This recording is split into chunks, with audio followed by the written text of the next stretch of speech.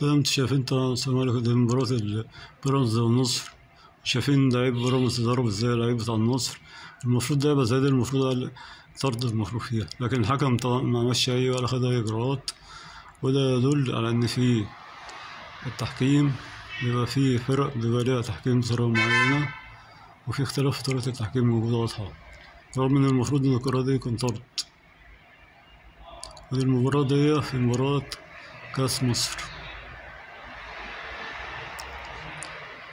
واضح إن كده في فرق، التحكيم بيحكم في المباراة بطريقة وبيحكم في المباراة التانية بطريقة. أعتقد إن مفيش فرق بين حاجة اسمها فريق كبير وفريق صغير، يعني مش معنى إن فريق النصر دوت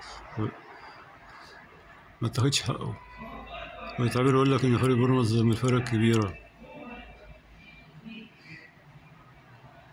المفروض اللي عاوز يكسب يكسب بالمجهود بتاعه، مش كمان. وإلى اللقاء في حلقات قادمة.